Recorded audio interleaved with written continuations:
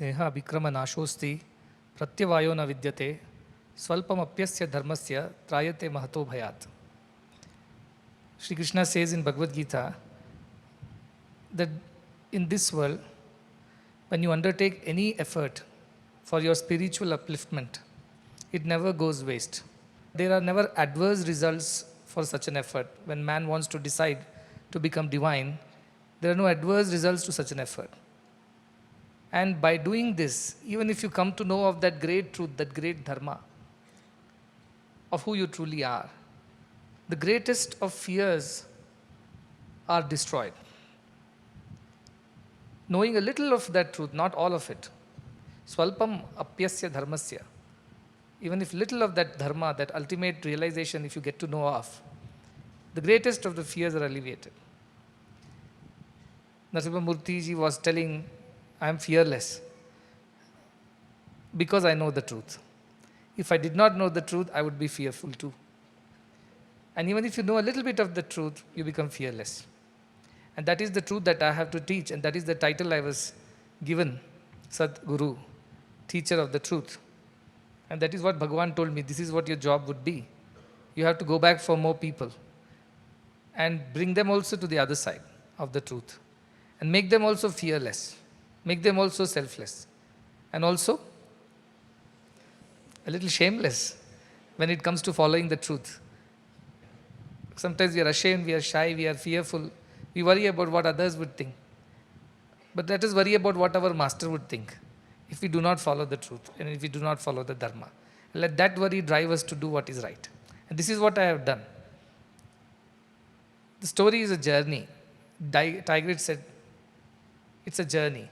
All of us are on a journey. Some people are ahead, some people are behind. That's all is the difference. All are on a journey. And what is this journey? Living without God to living with God. And from living with God to living for God. And from living for God to living in God. And from living in God to living as God. That is the journey of every soul, which we all must undertake. Somebody is still living without God. Somebody has already transitioned to living with God. Somebody has progressed to living for God. Some more have progressed to living in God. And some people, one of the many, one of the millions, Kaschit Dhira, as Narasimha said, maybe is living as God. But this journey is everyone's journey. And what's most encouraging is that there is an example who has transitioned, who has traveled, who has progressed. As Tigrit put it so nicely. It brought back all the memories from the last 12 or 14 years for me, as he was describing the transition or the journey. I remember every single turn, how things happen, and how patiently, lovingly, compassionately Bhagavan was guiding to undertake the journey. Many times he wanted to give up, he wouldn't allow. He would encourage us, push us, nudge us, motivate us, incentivize us sometimes by giving small experiences, divine experiences, and you get motivated to continue the journey. And that's how a master can take us till the end. He doesn't give up on us. And that is the journey that I am putting you all on. And I want you to be good sheep. Don't make the shepherd's life difficult. Running away here and there, he has to keep shepherding everybody to the pen. Not like that. We have to be followers. That's what Narasimha said. Let's follow. Follow in the footsteps of the master. That's the simplest thing. And why would you do that? Because you love your master. Simple as that. We do anything for anybody whom we love. Because love cannot just sit quiet, doing nothing. Love is not an imagination, an emotion, a thought, or not even a word. It is action. Love must translate into action. And that is your job too, as I did, so you have to do as well. And this is our journey. We are all on this journey. Some ahead, some behind. But we must help each other to undertake this journey. You have to look back at times for those who are finding it difficult to travel. And go back for them. Hold their hands and take them along. There is nothing called coming first, like Paravidya. You can come first in the quizzes, you can come first in the exam, but there is nothing like you reaching first or second. So take everybody along, take your journey with everybody. Take everybody along. And that would make me very happy. So as I said, for those who are hungry and poor, they cannot think of God because they have to think of their food, they have to think of their sickness, they have to think about whatever difficulties they have. So they cannot live with God because they are living with problems, with issues, with difficulties. For them, the journey is from living without God to living with God. When we serve them food, we give them education, we give them whatever healthcare and any other service. Their faith in God is restored. Because when they ask, who is doing this? You are not my relative, you are not my friend, you are not known to me, and you are doing it so selflessly. Who is doing it? We say, God is doing it for you. So they start living with God. Those who have basics of life met. They have food, clothing, shelter, a roof over the head, a decent income, a good life with good relations. They are living with God. They also have time for God. They do a little upasana or puja every day. To them, my call is, it's not enough if you live with God. Now live for God. Learn to sacrifice for God's sake. It's not enough if you are comfortable and happy and having a convenient life. And you're thanking God every day for it. No problem. It's good that you have gratitude for God. But that's not the end of the journey. The next milestone is to live for God, which is to make sacrifices of those things that you do not need. What Narasimhamurti said, not only material sacrifices. That unlikeness to God has to be sacrificed. That stone has to be chiseled to become the idol of God. So allow yourself to sacrifice those things. That's how you move from living with God to living for God. And when you keep living for God for long enough, you get divinized. You get divinized. God becomes the center of everything.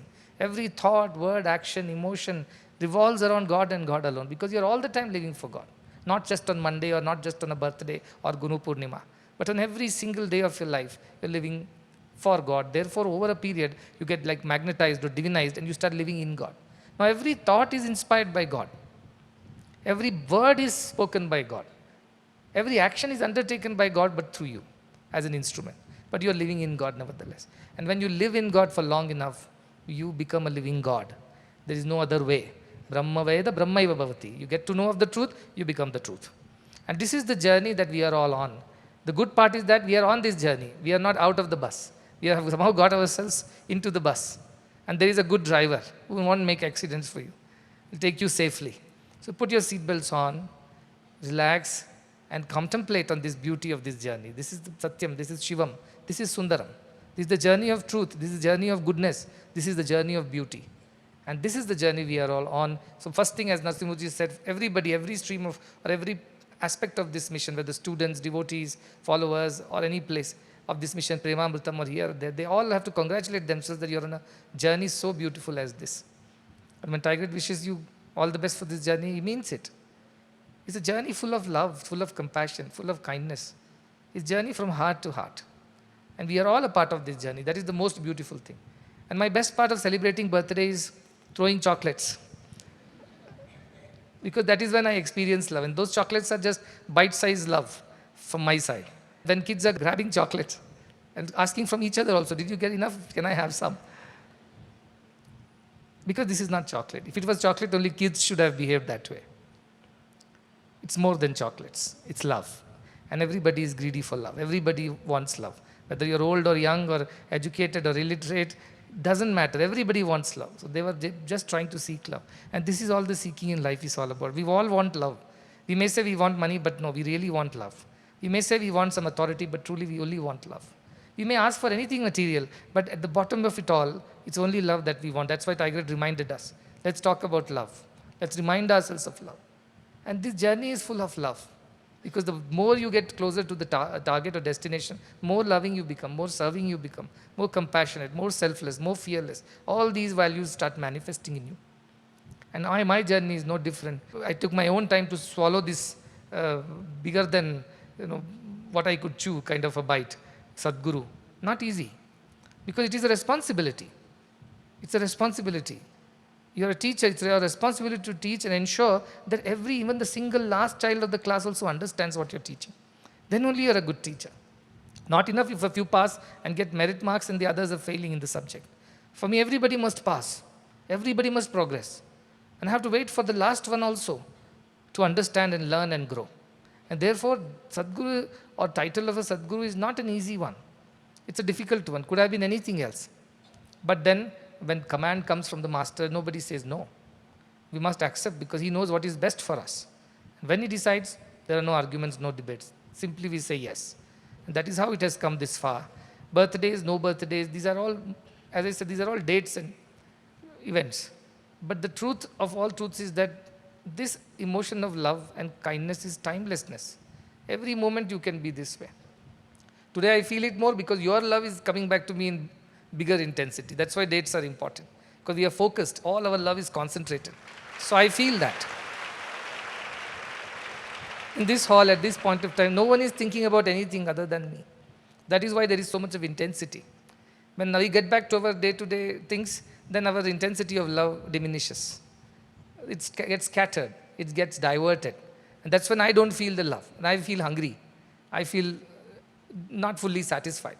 Because then focus has been shifted to so many things. But in a hall like this, and those who are sitting outside too, all their focus is on one thing, to love. And that is what makes us powerful, makes us fearless, makes us selfless. So when we love, we are God. So living in God is living in love. And living God is a loving God, nothing more. And that is what we all have to become. And that's the birthday gift that I ask for. Nowadays I'm asking too much, I know. In Guru Purnima, I ask you to follow my footsteps. On birthday, I ask you, become me and follow this and follow. But I will not leave you. See, I will not leave you till you reach. That's my job.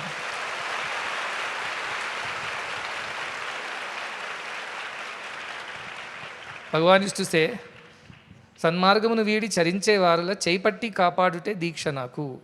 Those who deviate from the path of goodness, my job it is. He used to say, Diksha, I have taken upon myself this pledge, and this promise to myself. What is that? That I will catch hold of their hands and bring them back onto the right path. Because if I don't catch hold of their hands, they may run away. So I must go back like kids. They don't listen, they're attracted by something. They run away. You have to catch their hands and drag them back to the right path. So he said that is my job. And I told our people, Sanmarguna veedi charinche varala chevi patti, mukku patti, edena patti, patti kaapadute deeksha naku. I will catch hold of anything that I get. Your nose, ears, whatever comes to my grab. And I'll drag you back onto this path. So be less difficult on you, yourself and on me by simply following. And what I'm saying it from the experience of the truth. I'm not simply speaking empty words. I know the joy of it. I know the fearlessness that comes with it. I know the freedom that comes with it. And I want everybody to experience that. I want everyone to know what it feels like to be living in God at least. And when you live in God, you become a living God. You're not different. We are made of same material. We're made of the same thing, which is divinity. And that's the good part of it. So it's not too much of hard work unless we make it one for ourselves. Make it easy for everyone, for your guru, for the God, to walk on this path. By first, Shraddha. Shraddhavan labate jnanam. The one who has Shraddha, sincere faith in the words of the Guru, and willingness to put efforts. The door has been opened. The bars have been brought down. Now it's the time to cross over. And then you have an example. Did anybody cross over before me? If you ask, you have an example. Yes, it happened just now. Not in some remote past hundreds of centuries before. It happened just here, right now, in front of our eyes. So it's all the more a reason we should be encouraged to put efforts to pass over. From this side to that side. To cross over. And that is the reason why I go on repeating this to you again and again. Because what new thing can I teach you on this day also? I teach you every day the same thing. And today I cannot speak the same thing in too many different ways. The truth is one and truth is simple. But I can only remind you more emphatically that this is what we have got to do. So today, what is the birthday gift? Leave a piece of that unlikeness behind and go more like me when you go back after the function. I'm not saying all of it you can get rid of it on the day one. But promise yourself that you will walk this path. And you will let go of all that unlikeness to divinity every day, bit by bit, piece by piece, as much as you can. And then you will know that you are getting lighter and freer. And that joy will motivate you on its own. And I tell all the time, anything that we do selflessly, with sincerity, it will bear results. This is Siddha Sankalpa Bhumi. Not one Sankalpa that we have made in the last whatever number of years has not happened. Every single Sankalpa has happened. And when I'm telling Narasimhamurthy and Shivu, you get ready for what's coming next. Because the whole world must know this truth. This alone will redeem them. And the whole world must undertake this journey. There are, as I said, millions and millions living without God because they are worried about their survival. They can't think of God. We have to take them to living with God. That's why the celebrations must tell this story to everybody. And that is why it's important. It's coming next. But when people come here from around the world, they will not be able to meet me. I can't meet everybody. They will meet you. They'll meet you in the cafeteria, they will meet you in the hall, they will meet you at the grounds, they will meet you at probably the road. At every turn, new people will meet you. And when they look at you, what should they see? They should see me in you. And that is the goal between now and the next year. That we must become more like God, more divine, so that those who come, they also get divinized by being in our presence. That's the job that is there in our hands. I am so happy because I experience so much of love, and I know this is one love that is reflecting in all these hearts, like one sun reflects in every single place, in every water body, in every lake, in every river, in even a pool and a puddle. It's the same sun that reflects. So I see that reflection but let this reflection be every day. Let the clouds of selfishness, self-interest not come in the way of this beautiful reflection. Let there be light everywhere, love everywhere. This is our role, this is our path. And I'm happy to do my work as it has been given to me. And people have written, be healthy so that you can be here for another 100 years. I said, you are going to take another 100 years to change? It should be faster. You can't take all the time in the world to do this for me.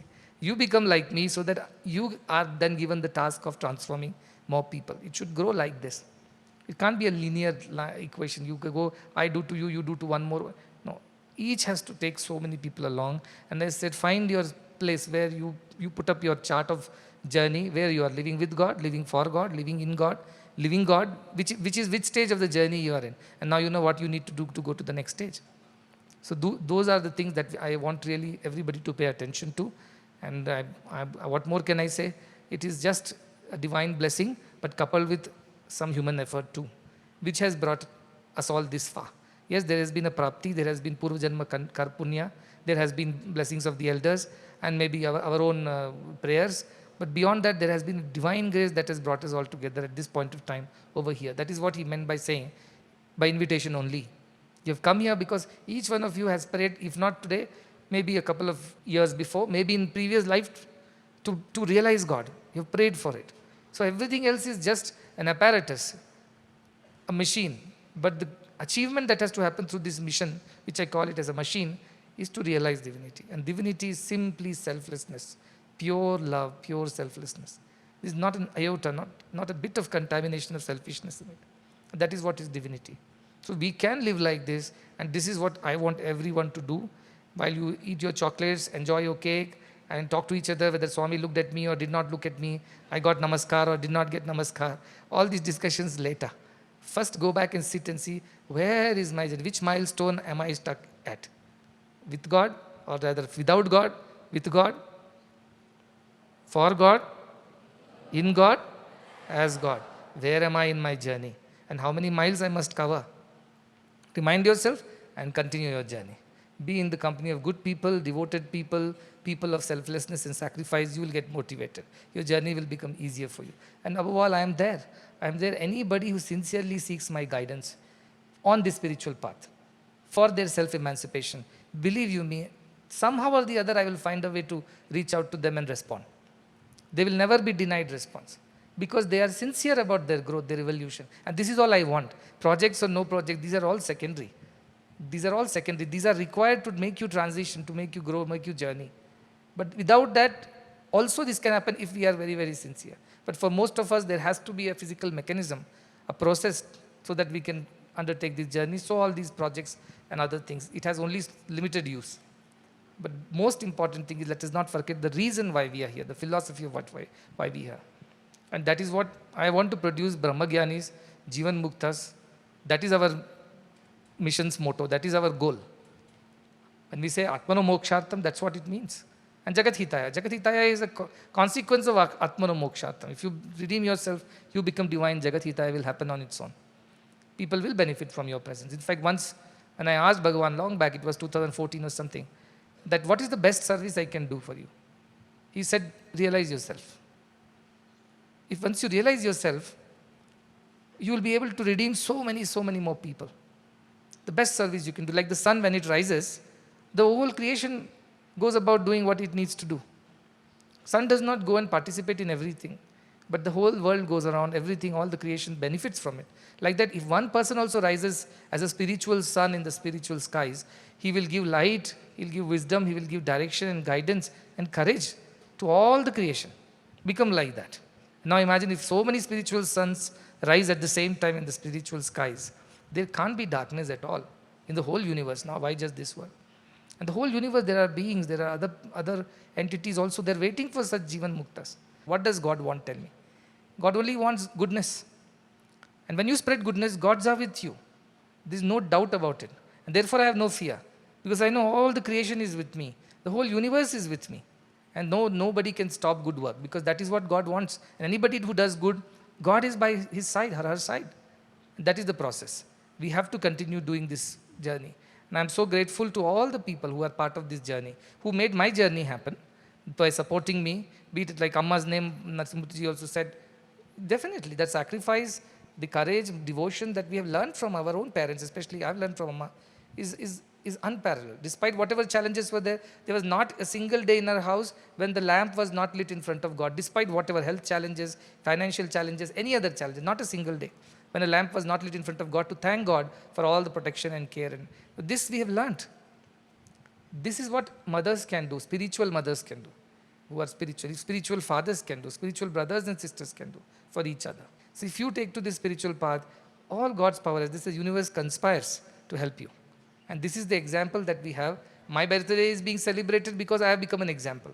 We don't celebrate birthday of just anybody. Some example, some ideal they should have set. But every birthday is sacred, because every birth is the faith of God in humanity, that this boy or this girl also will grow to become God one day. And then we will celebrate him or her too. So every birthday is a promise of man to God, and it is the faith and hope of God, trust of God in man. So every birth is sacred. Let us live in accordance with our divine purpose. This mission itself is a beautiful bus or a vehicle that will take us to our destination. Sit in it. Don't deviate. Don't get diverted. Don't get distracted. Be selfless. Be fearless and shameless when it comes to doing good. Don't worry about what others think. Worry about what your guru wants. What does he think? Will he be happy with what I think, say, or do? That one question you should answer for yourselves every day. And that one question will take care of our journey. One small thing that happened. Just now we finished this Upanishad, Isha Upanishad. So in the last lecture, when I was talking about final day of the soul, and it is going to depart, and it prays to God. God, now my body is going to turn into ashes. My breath is going to merge in the universal breath. Please remember the good I have done. Kritosmara, Kritam Smara, Kritosmara. It keeps reminding the divine. Please be kind to me. Even if I have made some mistakes, ignore them, because a lot of good I have done. So after I finished the discourse, I closed my eyes, and everything I do, I offer it in my mind to Bhagavan, saying this job is done, and I offer it to you. And I offer it in my mind. Bhagavan appears and says, "Nu nakanna baga matladtavu," he said. "You speak better than me." He always does this. So I told him, Swami, you are Jnana-swaruplu. You are the wisdom embodied. What can somebody speak about it like that? He said, Kadu, neeku manchi education dorikindi kada naaku dorokaledu, he said. You got better educated than me, therefore you speak better than me. Imagine his heart. No, it's one thing is to just think of it as a passing comment or just a play of words or a little, sometimes as they say, he pokes fun. No, he just told me, you speak better than me because you have had a better education than me. And who gave me this better education, if I may ask? He gave me the better education. He made sure his disciple is better than him. He ensured that by his own efforts. So how much responsibility do I have to make sure that you get better things than what I got, so that you become better than what I am? So this is why I do what I do. Sometimes looks like excesses, but simply because I want you to be better than me. So a lot of blessings to everybody, lot of love, and in the evening we'll meet again for a musical evening, and Sumit and his whole team is going to perform. He has been very, very, very, very nice and committed missionary, the whole family, all Fiji families. Today, on this day, because it's supposed to be the birthday, so they have started one more heart surgery mission with a team from New Zealand, and that's going on in Fiji at this point of time. They said, this is how we want to honor you, this is how we want to celebrate you. I know there cannot be a better gift than this. You save somebody, you help somebody progress, as I said, from living without to living with God or in God or whichever way. You make me very happy, and I want to convey special blessings to them for initiating this particular cardiac mission on this day alongside another team from New Zealand. So therefore they could not come here, but I want to personally convey that blessings, and in the evening we'll meet again for the program. Many blessings to everybody.